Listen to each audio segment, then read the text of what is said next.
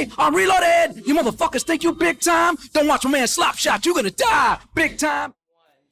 What's the word, your man Slop Shot? You come here from Times Square, from legendary One World Studios, and I got a very special guest from Uptown. Can you please let the people know who you are? Yo, what's up, man? My name is Chaundon. You know, I represent that East. Harlem. That's a fact. He's going to get it out. Let him out. Yeah, going to make sure they know.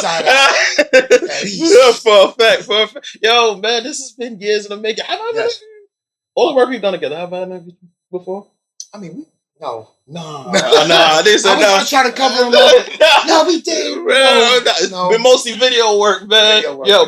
But you've been putting in pain for years, man. Since I was seriously out there running and gunning, doing videography work. You understand what I'm saying? Yes, sir. I mean, it's been a no problem. It's been a thing. It's been a long time, man. Since what's good with Fireflame? Fireflame is still up and running. We're still alive. We're better than ever right now.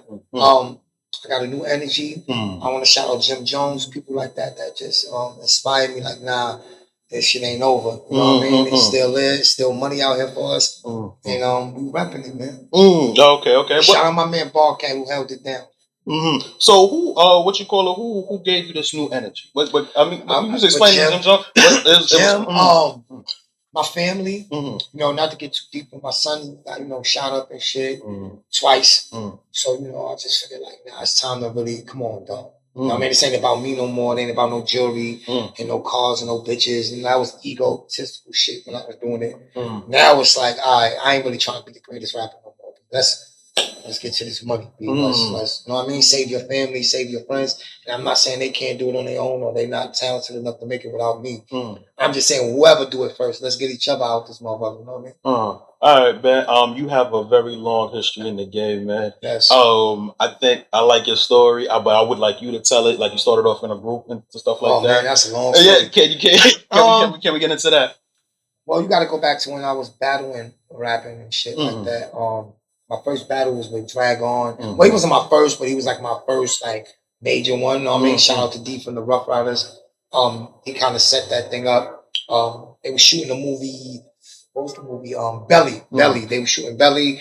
Bass was out there. The Logs, the whole Bad Boy, the whole Rough Riders, everybody. A producer named Dame Grease. My man Rock House. And during the battle, I just, I felt like I did my thing. Mace came and got me. Hold on.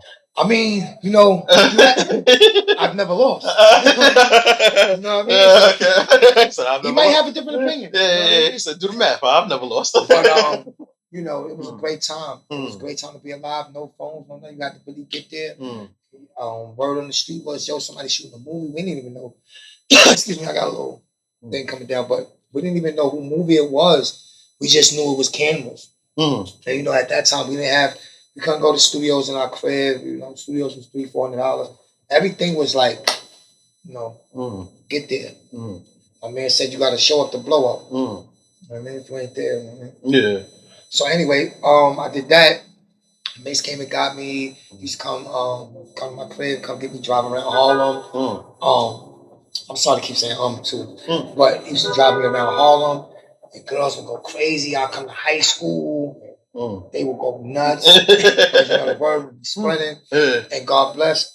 This is around like 98, 99. 97, 98. I'm talking about Mace. This is when Mace on top of the world. Mace was doing Dealing with Mace was a great experience. I remember one time we were sitting in the van with him and his music came on and I looked at him. I said, damn, like how does it feel to like you in the car and just your music come on Hot 97? This is when it was like a real privilege. Not now when you got a lot of mixed shows and stuff. And it's no disrespect, you know what I mean?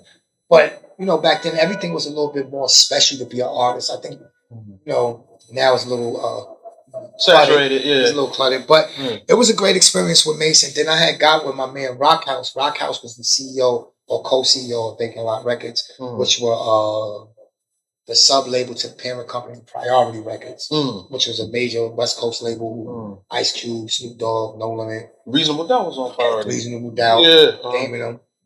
And that's good. I was there for the Jay-Z and Mace thing too. But listen. So I got with them. I ended up signing a deal over there. And, it's bittersweet because I always think, damn, should I had just went with bass?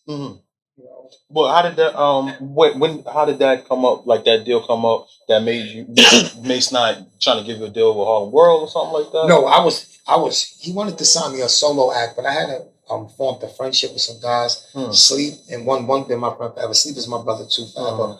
But I just felt like I don't know. I just loyalty. Yeah. I just felt like I don't, because I would hate for you to do it to me. We all worked hard. You know what I mean? We all deserve a shot. You know what I mean? So, this is before Jeezy came out with the 2 deals when he was in the group. Yeah. We didn't understand that. We didn't think we could do it. But Mace used to warn me though. He like, yo, man, I'm not gonna be here forever. And he must have knew something because about a year and a half later, maybe a year later, he was out. All right. Well, I mean, did you see any signs of it? Because we're going through the court cases today. No, not so much as a Diddy thing, but as the streets was getting real intense. You know what I mean? I remember being around dudes and they'd be like, I can't wait to cut Mace. And as a child, so those skits that he was putting out was real life. Yeah. At 15 years old, that's like that's my hero. Like, cut Mace now. Why would you want to cut Mace? You know what I mean? So I can understand why. Not that he's just scared, but safety, my nigga. Nobody want to see. God bless. You see how Big went out. I see how Tupac went out. This is before the Vaughn, King Vaughns and all that. Not in no disrespect, when it became normalized, it was kind of like, yo, Tupac is dead. Yeah. Biggie is dead. That was a big deal. That's a big deal. Big L is dead. Like, you know what I mean? There's no legacy. I mean, their legacy, but ain't nobody repping no more. Ain't nobody. You got the kids talking about Tupac is garbage now. The Big is trash. And Jay-Z is ass. And, you know what I mean? So it's like.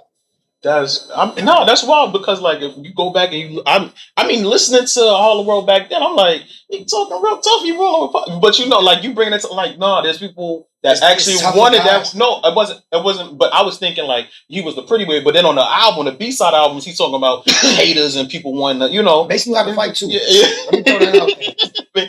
But I never people get that shit twisted. Yeah, I never expected like back then that it was real. You hear it wasn't until like the fallout on the radio with Dipset, I was like thinking like, okay, well maybe there actually was something, but I didn't think it was like what he was saying. It was tense. Wow. Okay. It was tense. It was tense for everybody. Chains were getting snatched.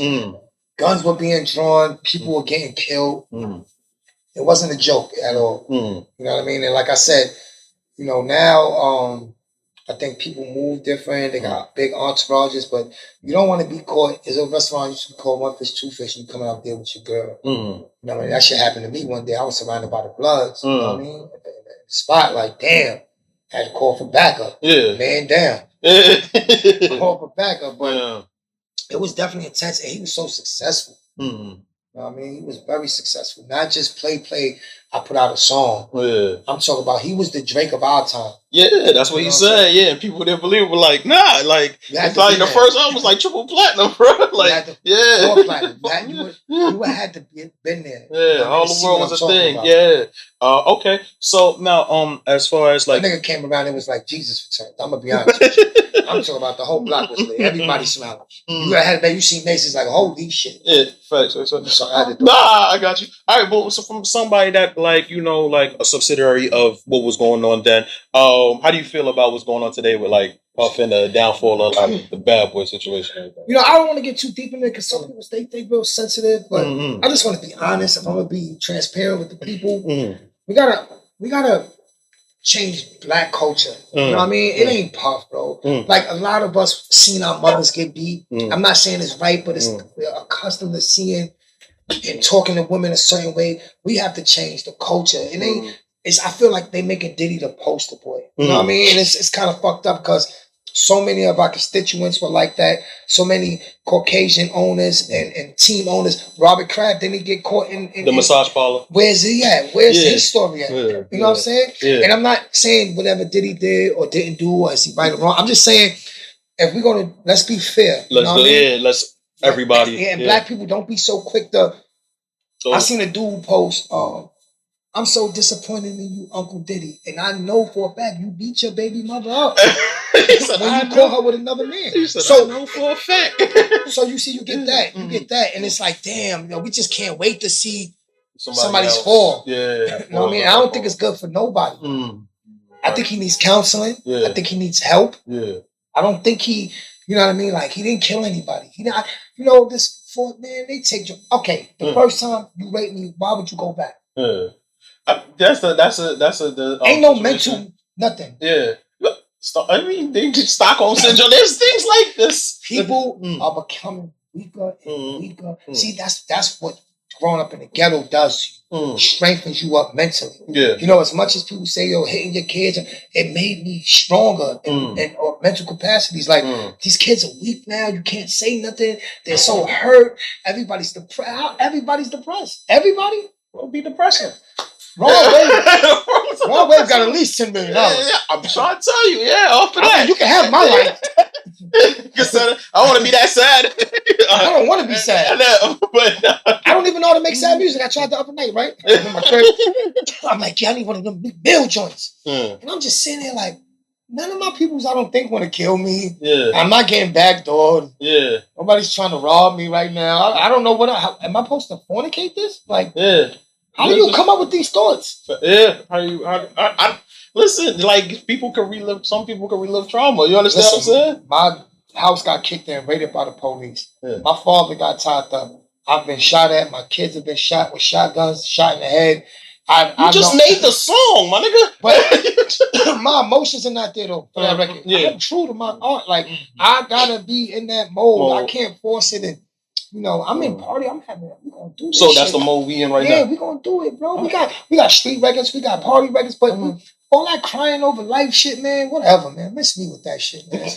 Y'all niggas be happy niggas, man. I see y'all niggas in the street. Y'all smiling from ear to ear, man. Yeah, all right. So, all right. Well, speaking of what you got going on now, you working on a project? Yes, the Carnegie, aka $1 Million Dream Federal Nightmares. I don't give you no date because I don't know. We most likely just drop a bunch of singles right now. Just see the buzz, get the buzz back, start doing it. What you kids don't know, we used to call a press run. We're gonna do what we're doing right now. We're gonna do a press run, and hopefully can get the buzz going again, and then we'll see if we're really gonna drop it. I just don't want to do it on deaf ears. I want to kind of get the momentum going. Yeah, you want it to be right. Get the pictures, get the videos. I'm in the gym right now. I'm trying to get back down to about 170. Okay. You gotta look right for the camera. Respect the camera. The camera gonna respect you. Type shit. I got you. All right. You know I'm producing. You know, I produce for Jim. I produce for G Herbo, Nick Bucks. Who else? J Mills, J.R. Ryder, Webstar. I think I met Ron you Browse. Yes. I think we met through Web. Okay. Shout out to Webstar. I had worked on the Chicken Noodle Soup album. Shout out to Webstar. That's my brother for life. Shout out to Ron Browse. Funny thing about Ron Browse was the first one who told me my beats was decent. Okay. How'd that feel? It felt great because at the time I think he was doing Big L's album, and I had a Casio with 6 sounds in it, and it didn't loop. You know what that means? It didn't go over and over for you to catch. I had to play the beat out for 3 minutes. That's why they used to call me Donnie Spaz, because it was like 4 beats in one. You can't play that same melody for 3 minutes. 3 minutes, yeah. Next thing you know, you're doing another minute, then you're doing another melody, then you do the drums. It's like 8 different. It was crazy. It was crazy. Oh man. So what you think is the biggest difference from now than when we actually met, as far as like the music game? Because when we had first met, that's when the internet first was becoming a thing. That's when the blogs was first becoming a thing. And so now we rewind about like 10, 11 years later. What you think is like the biggest difference? I don't want to sound like the old guy no more, but I just pray that the kids understand the opportunity they got. Like, we got to work hard again. Like, I know it's so accessible, everything, but I miss, like, can't afford a studio. So when you scrape up that money for the studio, it was precious, and you went your hardest and you had everything organized. You know, kids today, they don't have their rhymes ready. They just go in there and say whatever, and it's cool. You don't like the punch method? The punch method is cool, but you can't. A lot of them don't get deep in thought with that method, because you don't really have. You just go with whatever rhymes. Yeah, what come to your head? Yeah, what sounds on the beat? Yeah, the shit is dope though. But I'm not gonna lie to y'all, and you can do your studies. If you look at Drake, J. Cole, Kendrick, Meek Mills, they'll get on your record, right, and do the Little Lives. But their album would be so much substance and musical and subjects, and wonder why they're going platinum and none of these artists are going gold or 100,000 sold, because they're manipulating these kids. They're taking them, telling them, drill, kill each other, get insurance. You're not selling records. Next one, they're shipping them off the assembly line, and they got shit to talk about, bro. Their friends are really dying, not in a cool way. Don't talk about it they're talking about it, but almost in a fashionist way, like.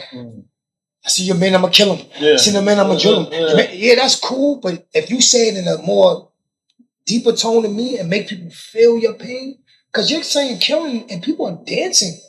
These are not kids that's just what we were doing. We was just writing our head. Yeah. You know what I mean? These kids are actually dying. Yeah. Y'all got a real story to tell. You know what I mean? And I think whoever grasps that concept is gonna be the next one. You know what I mean? Right now they just telling you just rap like that. Yeah, you good. But I lived in Miami. I lived in Jersey. They're not playing that shit nowhere, y'all. So they sending y'all in the wrong direction, and then y'all crash out after a while. Once New York is tired of it, and then you searching to find yourself. Find a new lane. Yeah. You know what I mean? So what type of New York music does get played out of state? Yo, the funny thing is, they still play Pop Smoke. They still play Cardi B, French Montana, all of these artists that make bouncy, fun records. You know, all the gangster records, that should be really home based. That shit is not in radio in LA. It's not in radio in DC. It's not in radio in Miami. It's just not. And I'm mad that more people ain't speaking up and telling these kids like we had artist development. We have to develop our artists again. We gotta really sit down with them and go over the records and like, you know what I mean? Get into different modes and feelings because everybody don't drill. Artist development, I realize is it's so foreign now that when somebody actually does it, they call them a plant. even media training. Yeah, when they because perfect example. Okay. She's been signed for about 5 years. Right. TD actually gave her artist development. You understand what I'm saying? They put her on like features with other artists. You understand what I'm saying? Built her up, and then so when it finally came and it popped, and it seemed like she was like really seasoned. It was like, oh, that's an industry plan. Oh, they put if that's how foreign artist development is. We don't even know what it looked like. You could talk yourself out of the deal. A clothing company, glasses, hats, juices could be looking at your interview and say, not for us. Yeah. Just off an interview. Because you said the wrong thing on the interview. Yeah. Check your words clearly and understanding and with intellect, you know what I mean? Yeah. I'm not saying you got to be a fucking rocket scientist, but speak well. Try to, you know what I mean? The slang through the whole show, you got to know when to turn it on. Turn it off. Yeah. Turn it on. Yeah, we knew, hey, yo, B, yo, what's up? And you get in there, how you doing, son? Yeah. Fact. You know, you sit yourself up straight, you talk like a man. You know what I mean? Get your deal together, get your business together. So besides you, what else is going on? Is there anything else from Fireflame coming out?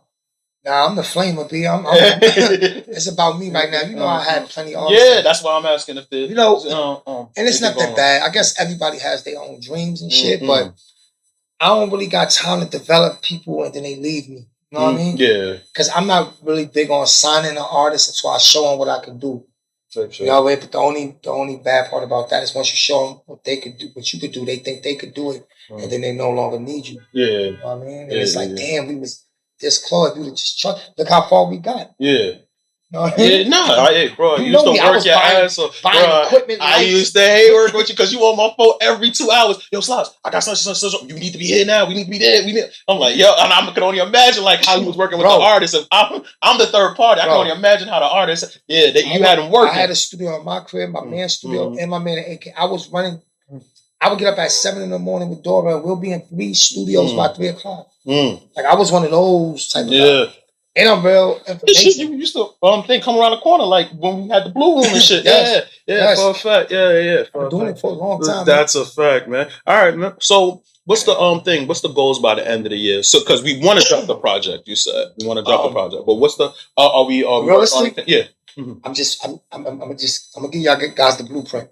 Just get hot, man. Just get hot, and everything is gonna open. Don't focus on too much. My man told me, don't be a prisoner of the studio. And what he meant by that is, you know, these kids, they record so much, they record, they drop it. No, slow down. Find the record, because you could be skipping the record because you're going so fast and you record so fast, and then you're oversaturating your market, and people get tired of you, and then they, lose your fan base quicker. You know what I mean? I'm just dropping jewels, and I hope y'all listening to me. I'm not saying I'm the almighty, the all-knowing. I'm just saying just try it different. You know what I mean? On these jewels. Your peers are already doing that. They dropping 20 mixtapes a year. Why, bro? Yeah. How can a song be special? That shit is for people who's known already. We gotta develop our fan base. You gotta stick to certain records. Have a brand here, like people understand it. You gotta. My man Mo Dubs. Shout out to my man Mo Dubs from Brooklyn. That's my guy. I got a record with him too. He came to the studio. We just vibed, laced it up. We've been friends ever since, right? He been having this song called Same Heart since at least last April. He's on radio. He got the remix with Capella. Like, bro, trust me, y'all. And everything, I know they microwave y'all to believe that you gotta just drop a million songs. No, you can miss your hit record. Just not pushing it correctly. No, because you're so quick. You want to turn around so quick. You drop the mixtape, then you got, you know how they do the little EPs, then they got 5 singles, then they back to an album. Like, bro, it's too much, bro. I never liked albums except B.I., Jay-Z, and Tupac. That 30-song shit is retarded. I want to be thirsty again. Yeah.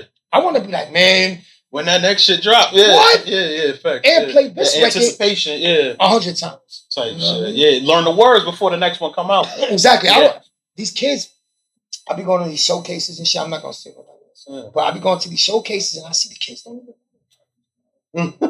they don't know. They don't know. They man don't know when he drop his voice, he's supposed to pick up. Like, it's like, damn, bro. You know what I mean? Like, and so many of these kids, they good kids, bro. And then another thing that be happening, I go to the shows that the first 5 acts do the same record. And by the end of their set, they'll do their record and the response will be different. You gotta understand, it's like doing the Cash Go Bang thing. Sexy Drill. Imagine going to a show. And 4 artists do the same thing. I know you type by the 4th nigga, you like, fuck, I should have went first. The crowd was tired. Now we need some energy, bro. At that point. So then when you do your song, you see everybody lift back up because they've heard this record 4 or 5. First of all, they're playing it in the club. 3 or 4 of those type of records. Then the artists come on stage and it's 4 or 5 of those records. Doing that, You gotta practice, bro. See what works for you. And what works for you. That's you know what I mean. Not what works for Cash and Swag Bay. What works for you? You know what I'm saying? Bay Swag, by the way. Bay Swag. Shout out Bay Swag. Edit that. He act like he don't know who I am. Yo, all right, yo, man. Fuck it, you out here. Like, are you deep in the game, man? Who was some of your favorite artists growing up? Oh man, Mace, Big L, Gruff, the whole Children of the Corn, Cam. My favorite artist, Stoke Riders, kept. I mean, I told him to his face, so I have no problem saying it on record. Chaundon was my biggest influence. A guy named Pierre Chaundon back then. He was signed to was it Harlem? He was Harlem World, but he was signed to Penalty before that. He was So Def. No, he was signed to Penalty. He never signed to So Def. So Def deal came through Harlem World. That was all of them. He was signed to Prior.